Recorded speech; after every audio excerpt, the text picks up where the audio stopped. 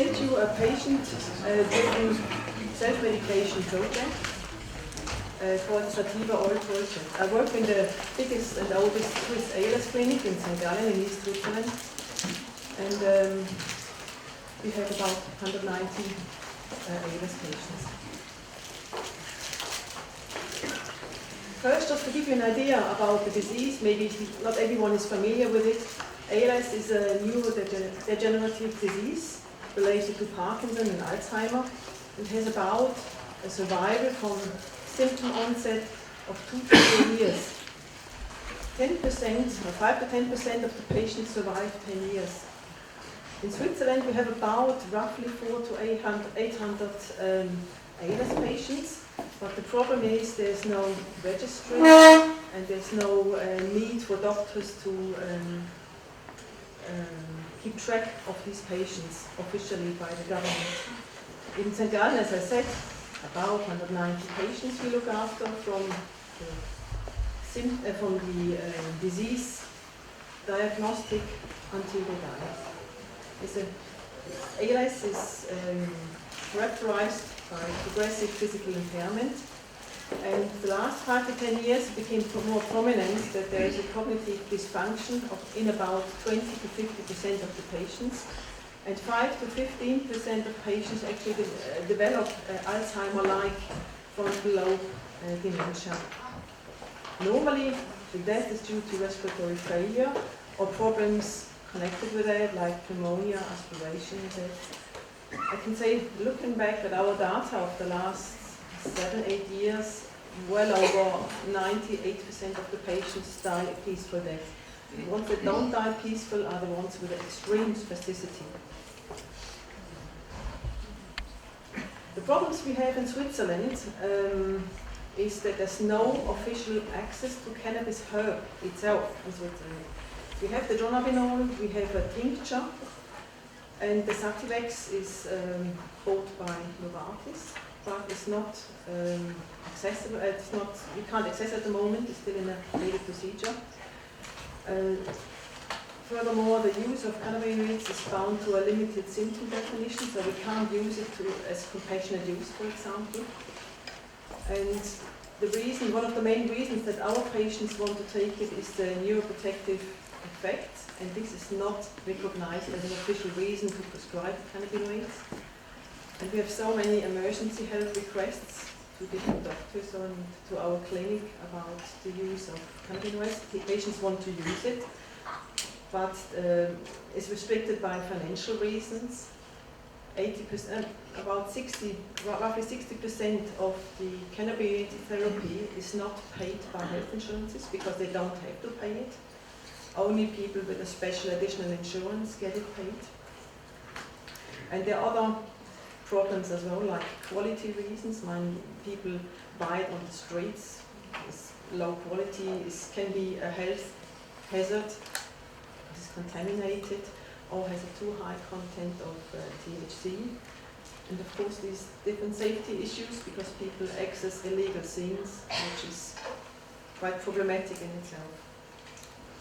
Other problems are the knowledge deficit, not just with health professionals, also by patients. Patients don't know how to use it. They think, oh, do I have to start smoking now, or how does it work? How do we dose it? How much do I have to take? Then patients don't know anything about non-responders, responders, or side effects. They have sometimes too high expectation. They think it's a wonder drug. And there are lots of boundaries as well with the cannabinoid therapy, which people are not aware. So anxiety is about, people think, do I belong now to the drug addicts? And often there's no ongoing support available. Sometimes people prescribe it and don't really know about dosage, about how to go on about different therapy issues. One big problem is as well the fear and the social stigma, because people think they become like heroin addicts, that they can't get off anymore, and that people go away from them, that the doctors don't want to treat them anymore because they're addicts. I mean, sometimes they're irrational reasons, but they're very deeply rooted. We wish to take cannabis in ALS patients is mainly to relieve physical symptoms, is to relieve suffering, especially spasticity. Sometimes they are absolute dreadful spastic symptoms where people get pressure sores when kind of the joints or the bones are so, everything's just so stiff, so they press towards each other. Or unbearable cramps of a very high intensity, sometimes 8 to 10 intensity. And furthermore, there are so many other symptoms in ALS that can be treated or that respond very well to cannabinoids. For example, the hypersalivation, the drooling that people have. Sometimes they sit there and saliva goes down. It's not just because they can't swallow properly, sometimes also overproduction of saliva. Appetite loss is a big problem. Lowered mood can be. A general anxiety, because it's a palliative disease. People know their limited lifespan, they're scared of what will come. Often have sleep problems, sometimes they have always the same thoughts that make them anxious, or urge bladder can happen, or neuropathic pain, fasciculations, physical well-being and stress relief. This is just kind of a part of the whole dimension. Then often patients want to take cannabinoids to reduce the spasticity medication. Spasticity medication, as you might know, they can be quite difficult to cope with. Often the medication has to be so high, so patients have other problems with the bladder or with digestion, or makes them tired. They don't want to move, they sleep, and that makes them reduce the specific medications until the specificity increases again. The cannabinoids can help very much, especially in this aspect of the disease. And also there are several new studies came out, or still out for the last couple of years, more and more studies come out about the neuroprotective effect of cannabinoids and consequently possible disease slowing. These are just examples of two of the studies. And another big reason for the ALS patient as well, for them is a kind of hope, like a possibility of gaining time. And as one put it, if there's the slightest chance that it could slow the disease and make me feel better, I try it. I got nothing to lose. The aim of the therapy is to relieve suffering, and of the whole project is also that patients have access to cannabinoids. Because, as I said, more than 60% don't get it paid, and they often can't afford it, especially with spastic patients. They need high dosage, so a monthly supply would cost easily maybe 800 to 2,500 euros, for example, so you have an idea about the dimension, and not everyone can afford that. So the aim was to have something that could be administered in a safe and easy manner under controlled conditions. And very important is that all this is done in the cooperation with a general practitioner. This is a key part of the whole thing. The patient has a general practitioner that is against it, and then things become very difficult.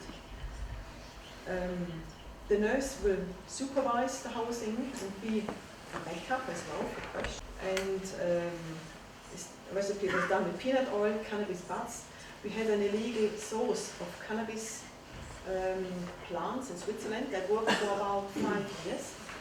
And that source produced a very stable plant with a THC content varying between 13.2, as far as I remember, and 13.7% over years. And patients could order that via a handy number, via a phone number, but only when that person who was supplying it had confirmation that the patient has a disease. And that with our signature and all that, with that confirmation, patients could order that cannabis, and it was sent by post. But that was illegal, clearly. Now the source is gone, but I'll tell you later about it. And Professor Brenneisen, who's here as well today, he validated the whole procedure at the University of Bern, Department for Clinical Research in Switzerland. And it was a goodwill action as well. Without that, we could not have done it. And we call it sativa oil, so it's not detectable as a cannabis oil, so it wouldn't get too much media attention, so the whole thing was just done with patients, not published or anything, except in the Cannabinoid conference in Bern in last January and now. The key piece of the whole thing is we used 3 grams of crushed guts of the 13.7% herb and 60 milliliter peanut oil. And we use peanut oil because it's a stable oil that can be heated to a high temperature. And it was, you really crush the buds in oven-proof glass, cover it with aluminium foil and leave it in the oven.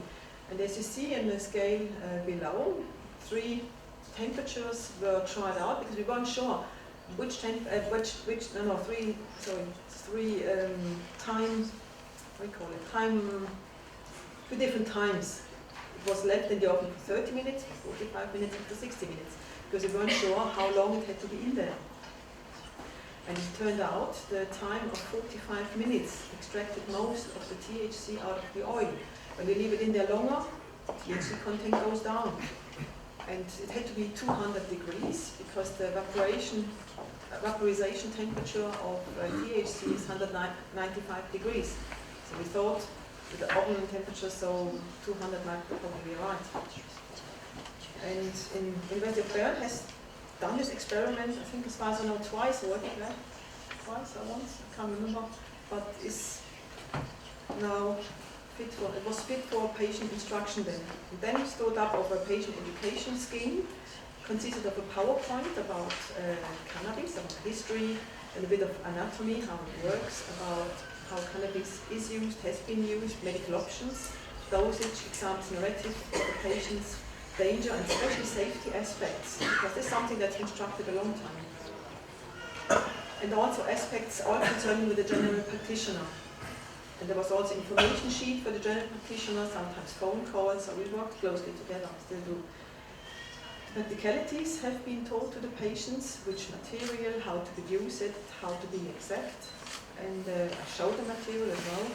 And they had to do a symptom diary. It means they had to do 2 weeks, describe their symptoms on a scale, like specificity on a scale of 0 to 10.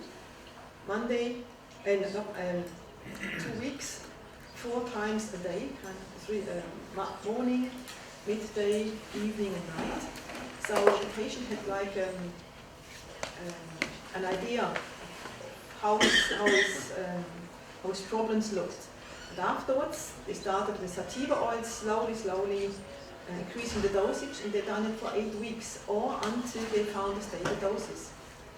And the last of the whole instruction was like question and answers. The Swiss Ale Association organized instruction events that I led. At the moment, it's a funny situation. We get referrals from clinicians, and they are increasing. Also clinicians in-house and GPs from around East Switzerland that know about the project. But the patients, the total costs were just 70 francs just for an instruction afternoon, because we had to drive there, organize things and all that. But the rest was free. Just the next 2 slides will be an example of the patient PowerPoint, just to give an idea. Just the explanation of the endocannabinoid system, about the lock and key principle. Just a little bit, a tiny bit of an overview. And about how it works in the brain. Just explaining them as well, that no one knows where you got how many receptors, so you can't really say how you're going to react on it. This is basic message, just to take away fear as well. Another part of the patient education, an important part, is the dosage, how to go on about it. The sativa oil that has been produced in the oven 3/4 of an hour, there was 1 milliliter contained 7.8 milligram THC.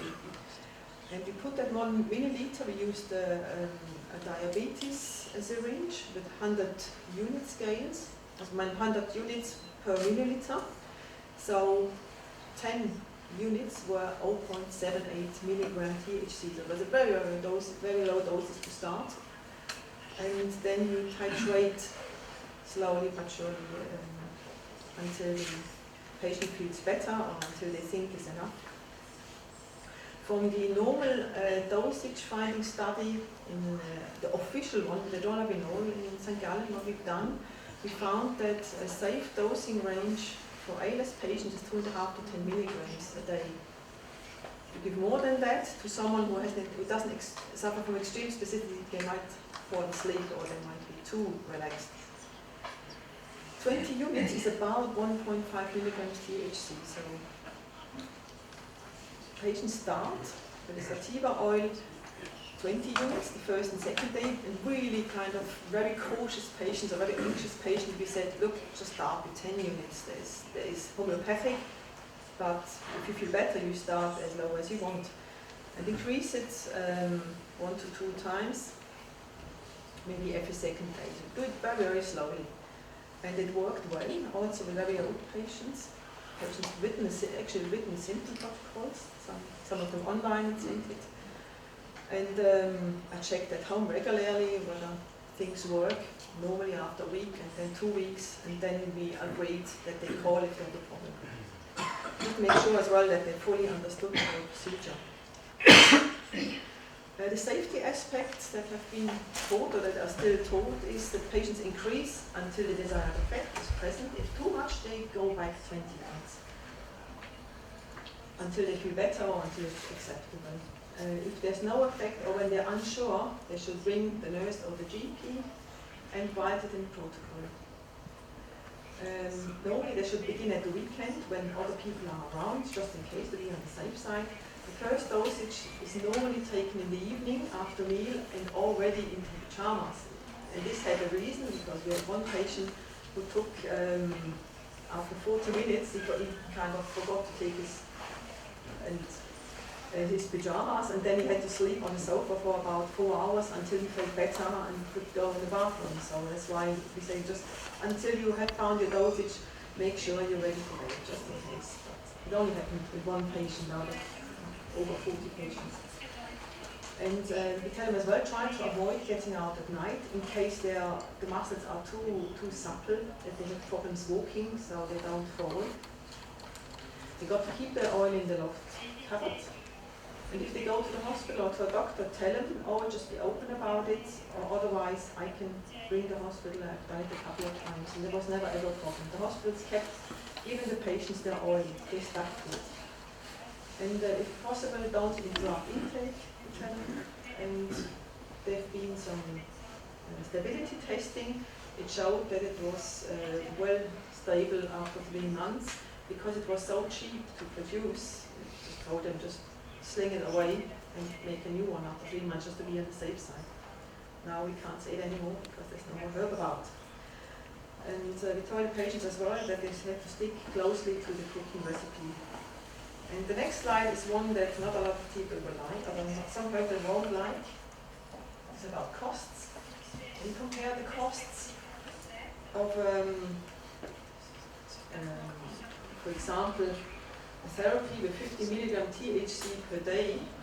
The monthly costs are around 900 Swiss francs. There will not be no costs. When you have the sativa oil, for example, the 9 francs cost per month.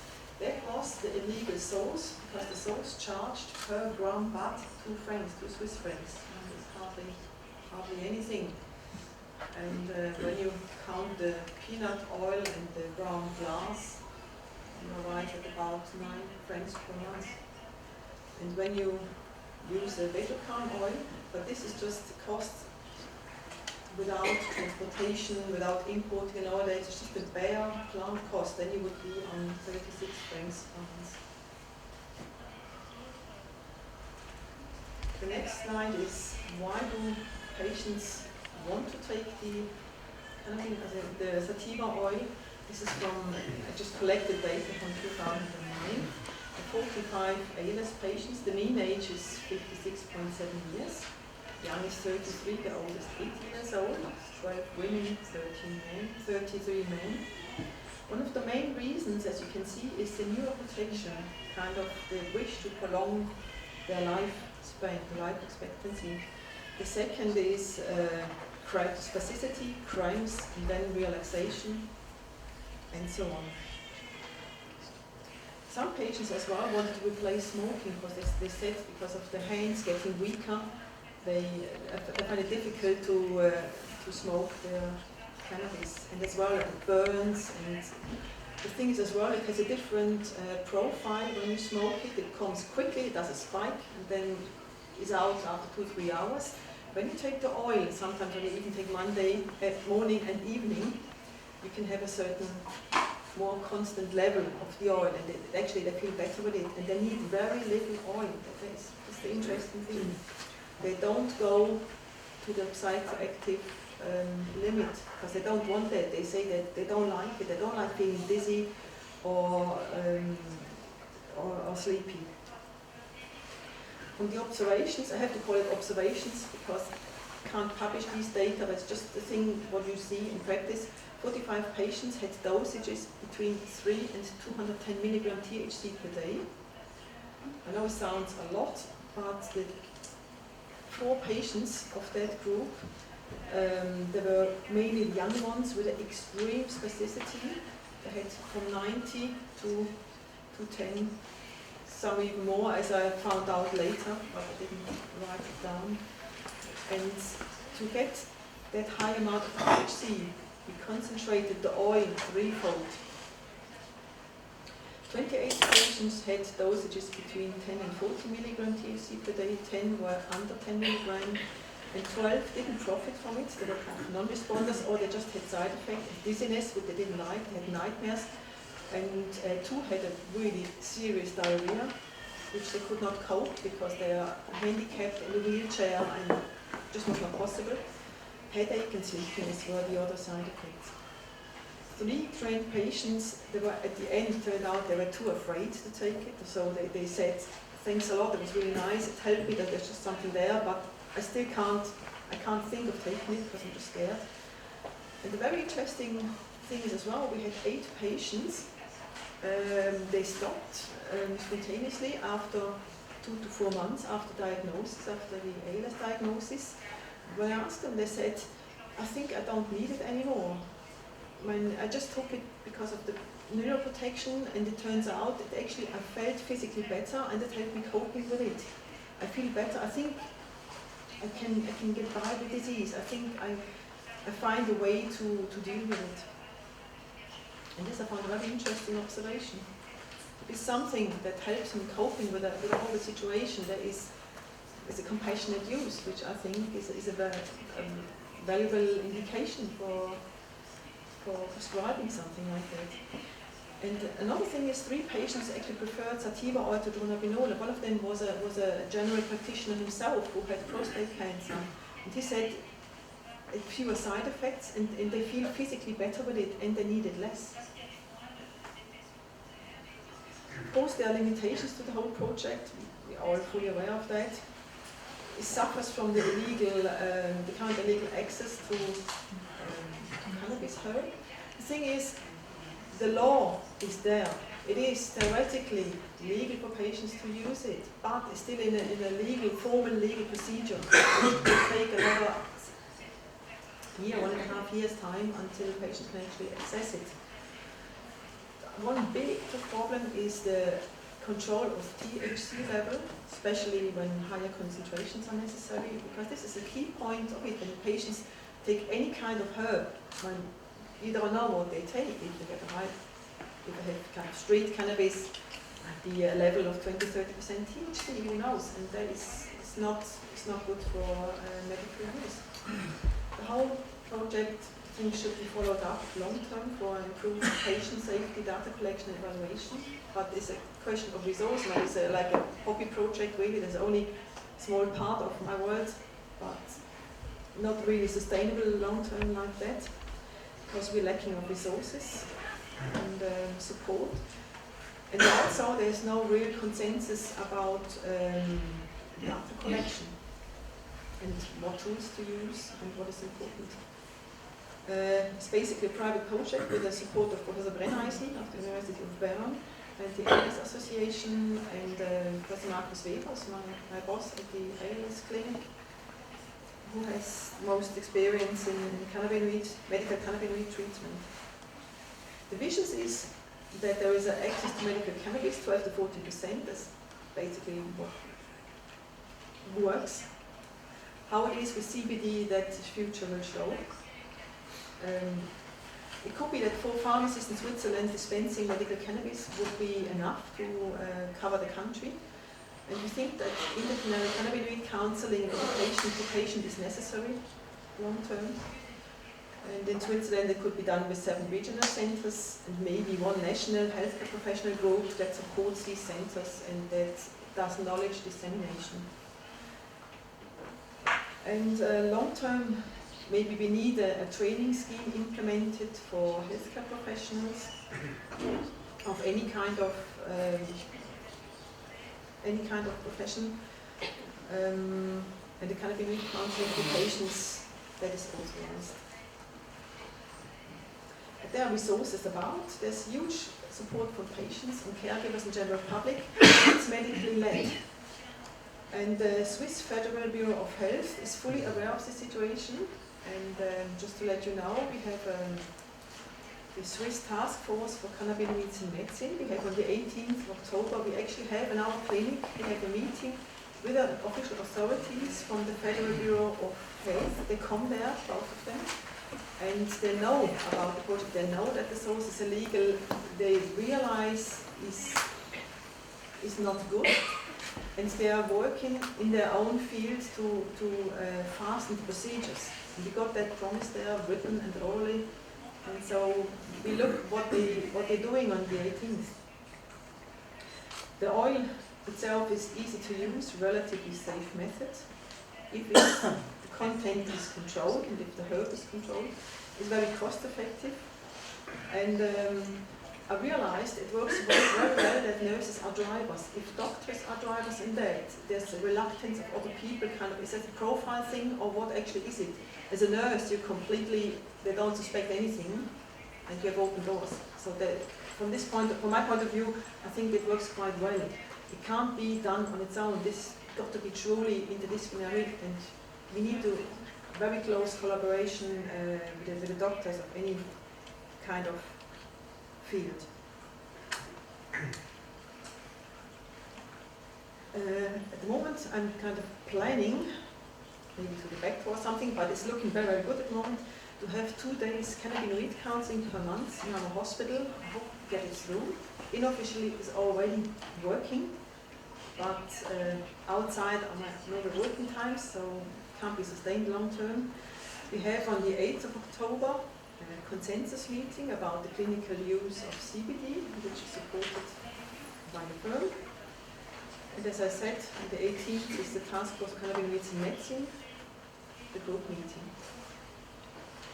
Special thanks go to Mr. Brenneisen, from patients and caregivers as well, for this ongoing support, and for the understanding and empathy, and to Professor Weber for the long-lasting support for the last 8 or 9 years, and also to the Swiss Ale Association that gives, in case of problems, we can have the lawyer from there, and all that. So this is really nice. And for me, the future lies in interdisciplinary work, including close patient participation. Without that, I'm convinced it does not work.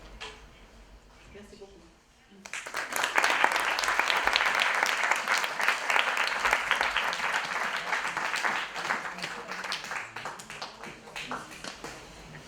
Merci Mme Goldman, merci aux traductrices. Moi, j'ai envie juste de poser une question parce qu'en France, on n'est pas encore là, on n'a pas ces 8 ans d'expérience que vous avez. On sent le vécu avec les équipes soignantes, avec les patients. Et comment avez-vous fait au niveau de la législation, finalement, pour de quelque chose d'illégal, pouvoir l'utiliser auprès de patients dans une clinique Est-ce que vous avez eu des freins? Est-ce que c'est... Comment vous êtes arrivé à franchir cette étape-là? Did I get it right?